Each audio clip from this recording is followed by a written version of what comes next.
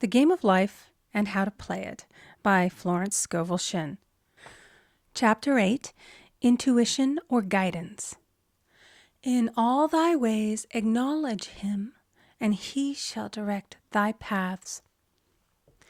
There is nothing too great of accomplishment for the man who knows the power of his word, and who follows his intuitive leads. By the word he starts in action unseen forces, and can rebuild his body or remold his affairs. It is, therefore, of the utmost importance to choose the right words, and the student carefully selects the affirmation he wishes to catapult into the invisible. He knows that God is his supply, and that there is a supply for every demand, and that his spoken word releases this supply. Ask, and ye shall receive. Man must make the first move. Draw nigh to God, and he will draw nigh to you. I have often been asked just how to make a demonstration. I reply, speak the word, and then do not do anything until you get a definite lead. Demand the lead, saying, Infinite Spirit, reveal to me the way. Let me know if there's anything for me to do. The answer will come through intuition, or hunch, a chance remark from someone, or a passage in a book, etc., etc. The answers are sometimes quite startling in their exactness. For example, a woman desired a large sum of money. She spoke the words, Infinite Spirit, open the way for my immediate supply. Let all that is mine by divine right now reach me in great avalanches of abundance. Then she added, give me a definite lead. Let me know if there is anything for me to do. The thought came quickly. Give a certain friend, who had helped her spiritually, $100. She told her friend, who said, wait and get another lead before giving it. So she waited, and that day met a woman who said to her, I gave someone $1 today. It was just as much for me as it would be for you to give someone 100. This was indeed an unmistakable lead, so she knew she was right in giving the $100. It was a gift which proved a great investment, for shortly after that, a large sum of money came to her in a remarkable way. Giving opens the way for receiving. In order to create activity in finances, one should give. Tithing, or giving 1/10 of one's income, is an old Jewish custom and is sure to bring increase. Many of the richest men in the country have been tithers and have never known it to fail as an investment. The 10th part goes forth and returns blessed and multiplied, but the gift or tithe must be given with love and cheerfulness, for God loveth a cheerful giver. Bills should be paid cheerfully. All money should be sent forth fearlessly and with a blessing. This attitude of mind makes man master of money. It is his to obey, and his spoken word then opens vast reservoirs of wealth. Man himself limits his supply by his limited vision. Sometimes the student has a great realization of wealth, but is afraid to act. The vision and action must go hand in hand, as in the case of the man who bought the fur-lined overcoat. A woman came to me asking me to speak the word for a position. So I demanded, Infinite Spirit, open the way for this woman's right position. Never ask for just a position. Ask for the right position, the place already planned in divine mind, as it is the only one that will give satisfaction. I then gave thanks that she had already received, and that it would manifest quickly. Very soon she had 3 positions offered her, 2 in New York and 1 in Palm Beach, and she did not know which one to choose. I said, ask for a definite lead. The time was almost up and was still undecided when one day she telephoned. When I woke up this morning, I could smell Palm Beach. She had been there before and knew its balmy fragrance. I replied, well, if you can smell Palm Beach from here, it's certainly your lead. She accepted the position, and it proved a great success. Often one's lead comes at an unexpected time. One day, I was walking down the street when suddenly I felt a strong urge to go to a certain bakery a block or two away. The reasoning mind resisted, arguing, "There's nothing there that you want." However, I had learned not to reason, so I went to the bakery, looked at everything, and there was certainly nothing there that I wanted. But coming out, I encountered a woman I had thought of often and who was in great need of the help which I could give her. So often, one goes for one thing and finds another. Intuition is a spiritual faculty and does not explain, but simply points the way.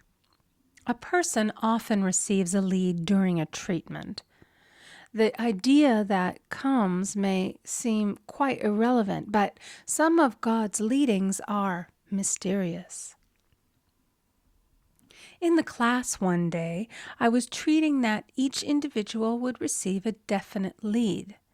A woman came to me afterwards and said, "While you were treating, I got the hunch to take my furniture out of storage and get an apartment." The woman had come to be treated for health.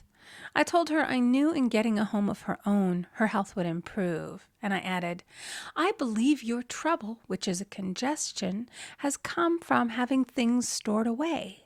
Congestion of things causes congestion in the body. You have violated the law of use, and your body is paying the penalty." So I gave thanks that divine order was established in her mind, body, and affairs. People little dream of how their affairs react on the body. There is a mental correspondence for every disease. A person might receive instantaneous healing through the realization of his body being a perfect idea in divine mind, and therefore whole and perfect, but if he continues his destructive thinking, hoarding, hating, fearing, condemning, the disease will return. Jesus Christ knew that all sickness came from sin, but admonished the leper after the healing to go and sin no more, lest a worse thing come upon him. So man's soul, or subconscious mind, must be washed whiter than snow for permanent healing. And the metaphysician is always delving deep for the correspondence. Jesus Christ said, "Condemn not, lest ye also be condemned. Judge not, lest ye be judged." Many people have attracted disease and unhappiness through the condemnation of others. What man condemns in others, he attracts to himself. For example, a friend came to me in anger and distress because her husband had deserted her for another woman. She condemned the other woman and said continually, "She knew he was a married man. She had no right to accept his attentions." I replied, "Stop condemning the woman. Bless her and be through with the situation. Otherwise, you are attracting the same thing to yourself." She was deaf to my words, and a year or two later became deeply interested in a married man herself. Man picks up a live wire whenever he criticizes or condemns and may expect a shock. Indecision is a stumbling block in many a pathway. In order to overcome it, make the statement repeatedly, "I am always under direct inspiration. I make right decisions quickly." These words impress the subconscious, and soon one finds himself awake and alert, making his right moves without hesitation. I have found it destructive to look to the psychic plane for guidance, as it is the plane of many minds and not the one mind. As man opens his mind to subjectivity, he becomes a target for destructive forces. The psychic plane is the result of man's mortal thought and is on the plane of opposites. He may receive either good or bad messages. The science of numbers and the reading of horoscopes keep man down the mental or mortal plane, for they deal only with the karmic path. I know of a man who should have been dead years ago according to his horoscope, but he is alive and a leader of one of the biggest movements in this country for the uplift of humanity. It takes a very strong mind to neutralize a prophecy of evil. The student should declare, "Every false prophecy shall come to naught. Every plan my Father in heaven has not planned shall be dissolved and dissipated. The divine idea now comes to pass." However, if any good message has ever been given one, of coming happiness or wealth, harbor and expect it, and it will manifest sooner or later through the law of expectancy. Man's will should be used to back the universal will. I will that the will of God be done. It is God's will to give every man every righteous desire of his heart, and man's will should be used to hold the perfect vision without wavering. The prodigal son said, "I will arise and go to my father." It is indeed often an effort of the will to leave the husks and swine of mortal thinking. It is so much easier for the average person to have fear than faith. So faith is an effort of the will.